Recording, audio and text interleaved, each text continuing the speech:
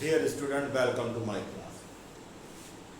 आज की क्लास में हम कार्बो एनाइंस को डिस्कस करेंगे। पिछले सेशन में, पिछले वीडियो में हमने कार्बो कैटायन को डिस्कस किया था। आज हम कार्बो एनाइन को डिस्कस करेंगे।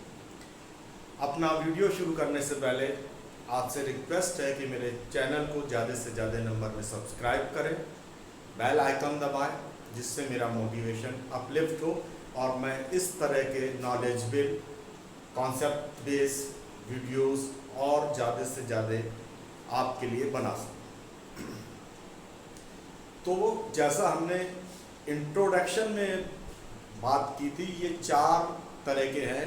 तो कार्बो कैटायन हमने डिस्कस कर लिया है। अब हम डिस्कस करेंगे कार्बो एनाइन। तो कार्बो एनाइन इन चारों में, कार्बो कैटायन, कार्बो एनाइन, फ्री रेडिकल और कार्बीन्स में एकमात्र ऐसी स्पीशीज है जिसके पास कंप्लीट ऑक्टेट होता है और ये नेगेटिव चार्ज अपने साथ रखती है और इसकी वैलेंसी 3 है। इसमें कार्बन की वैलेंसी। तो अब हम इसको डिस्कस करते हैं। तो बेसिकली इसका एक कॉमन एग्जाम्पल है CH3 C पे लोन पेयर, इसकी वजह से ये नेगेटिव चार्ज। तो जैसा हमने पहले भी कहा था कि किसी भी कार्बो एनाइन या कार्बो कैटायन या फ्री रेडिकल वगैरह का जो एक तो जनरेशन कैसे होगा, वो कैसे फर्दर रिएक्ट करके उनका फेट क्या होगा, वो क्या करेंगे, इसके अलावा वो स्टेबिलिटी कैसे अचीव करते हैं, स्टेबल है नहीं है, अगर स्टेबल है तो उनके स्टेबिलिटी के पीछे क्या कॉज है, वो किस तरह से स्टेबल है, उनकी क्या ऑर्डर्स हैं। तो ये सब चीज़ें हम डिस्कस करेंगे। तो पहली चीज़ हमें ये बहुत ध्यान से समझ लेनी चाहिए कि जो हमारे कार्बो एनाइंस हैं, they are very unstable, very unstable. फिर भी जो उसकी स्टेबिलिटीज को डिस्कस किया गया, कुछ जो कार्बो एनाइंस हैं वो स्ट्रक्चरल अरेंजमेंट की वजह से जो थोड़े स्टेबल होते हैं, उन सबको जब डिस्कस किया गया तो ये बेसिकली 2 साइंटिस्ट थे, 2 केमिस्ट थे, जिन्होंने अलग अलग मेथड अडॉप्ट करते हुए उनकी स्टडी की। उन्होंने ये चीज को पाया एक में कि जो एक सीक्वेंस है डिक्रीजिंग ऑर्डर में, मिथाइल, प्राइमरी, फिर सेकेंडरी, फिर टर्शियरी, यानी स्टेबिलिटी इस सीक्वेंस में जाएगी, टर्शियरी की सबसे कम। दूसरे जो थे उन्होंने इस तरह से एक्सपेरिमेंट किए तो उन्हें पता लगा phenyl, vinyl, cyclopropyl, methyl, ethyl, isopropyl and so on. तो इस तरह से हम देखते हैं कि ये 2 केमिस्ट के रिजल्ट के बेस पे ये एक हमारे पास स्टेबिलिटी का ऑर्डर आ जाता है। तो अब हम आज में जो सबसे पहले डिस्कस करेंगे, ये जनरेट कैसे होते हैं और इनका फेट क्या है। तो सबसे पहली बात है इनका जनरेशन। जैसे कार्बो कैटायन में देखा था कि जो क्लीवेज होती है उसमें जो लीविंग ग्रुप होता है वो इलेक्ट्रॉन पेयर लेके चला जाता है, तो जो रिमेनिंग बचता है कार्बन एटम वो पॉजिटिवली चार्ज यानी कार्बो कैटायन में बदल जाता है। इसमें इसका जस्ट उल्टा होता है। इसमें बेसिकली क्या होता है कि वो लिविंग ग्रुप अपना इलेक्ट्रॉन पेयर छोड़ जाता है, यानी एज ए प्रोटॉन या as a positive species move करता है, और जो हमारे पास बचता है वो कार्बो एनाइन है। तो RH है, इसमें ये H अपना इलेक्ट्रॉन पेयर यहीं छोड़ गया, ये बॉन्डिंग पेयर, और ये हाइड्रोजन जो है एज ए प्रोटॉन रिमूव हो गई और हमें कार्बो एनाइन मिल गया। इसी तरह एक और जनरेशन है, इसमें जो ये ऑक्सीजन का लोन पेयर है वो शिफ्ट होके कार्बन और ऑक्सीजन के बीच में आ गया, और ये वाला जो कार्बन और एल्किल ग्रुप के बीच में है वो पूरा का पूरा शिफ्ट कर गया एल्किल ग्रुप पे, यानी ये जो CO2 है ये अपना इलेक्ट्रॉन पेयर छोड़ के मूव कर गई। इस तरीके से ये 2 तरीके हैं या 2 तरीके एक ही टाइप से के हैं, 2 एग्जाम्पल हैं तो ये हम देख रहे हैं कि यहाँ पे कार्बेनाइन का जनरेशन कैसे हो रहा है। तो जैसे जनरेशन हो रहा है उसी टाइप से इसका रिएक्शन भी होता है, यानी वही रिवर्स फेट होता है इसका भी।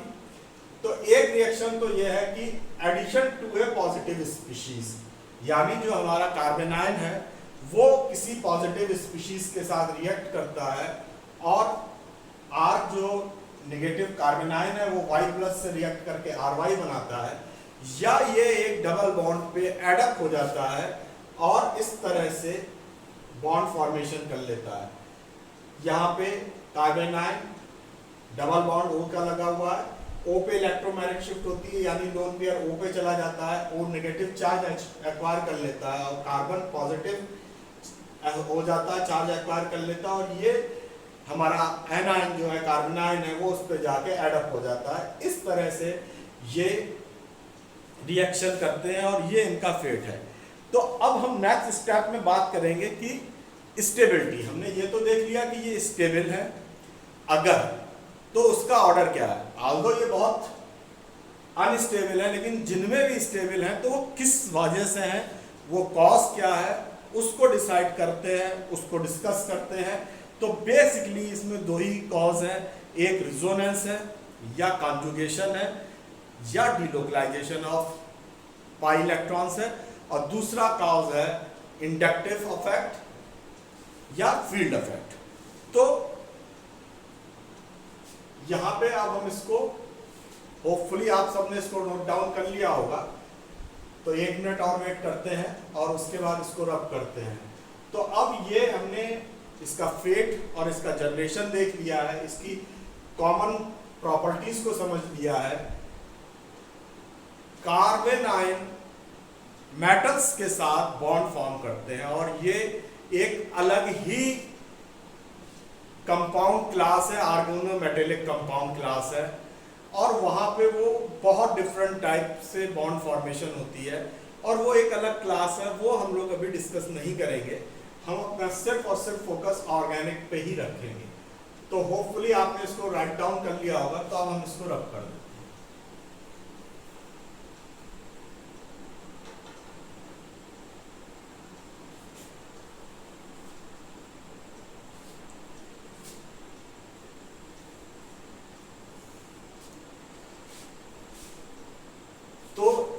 स्टेबिलिटी, तो स्टेबिलिटी का जो पहला कॉज है वो कॉन्जुगेशन है।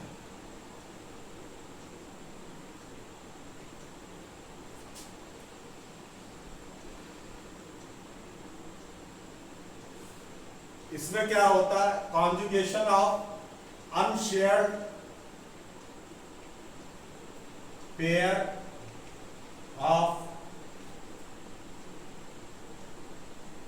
Electron with an unsaturated bond, यानी जो लोन पेयर है वो और उसके साथ जो कॉन्जुगेशन में डबल या ट्रिपल बॉन्ड है, उनमें जो डिलोकलाइजेशन होगा उसकी वजह से स्टेबिलिटी कार्बेनाइन्स को मिलती है। तो इसके एग्जाम्पल को डिस्कस कर लेते हैं।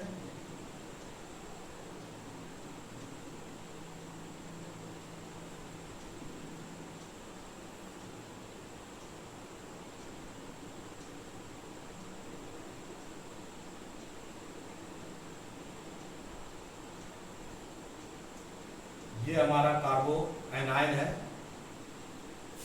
और यहां हमारा लोन पेयर है और ये कंजुगेशन है।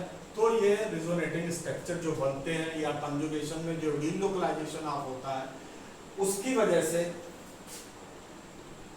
ये बॉन्ड यहां शिफ्ट हो जाएगा, लोन पेयर यानी यहां चला जाएगा, ये नेगेटिव हो गया, ये C हो गया, ये R है,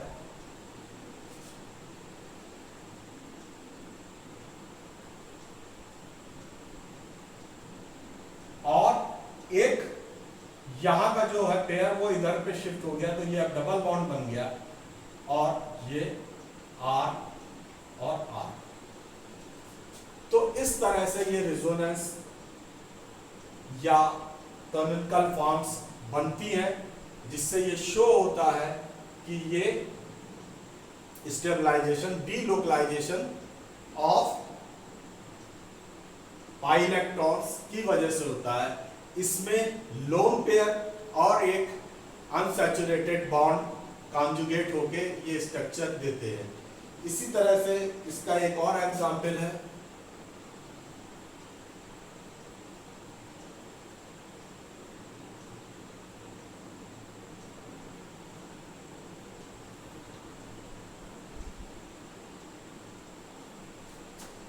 इसका रेजोनेंस होता है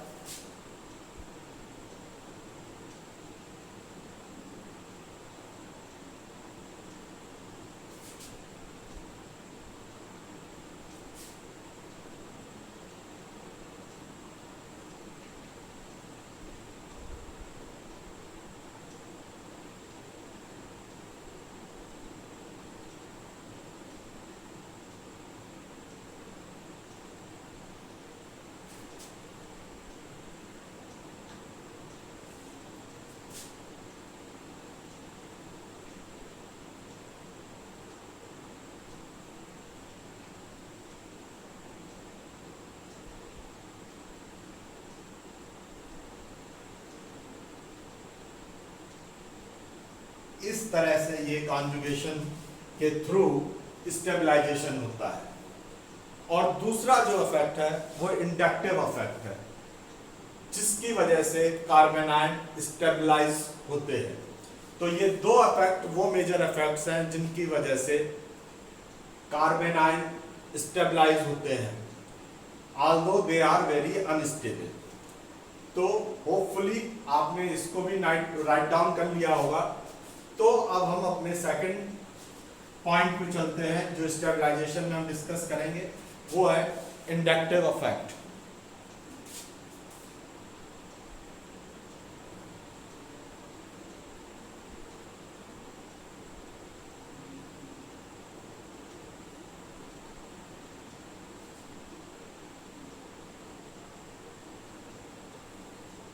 ये एरन ग्रुप है,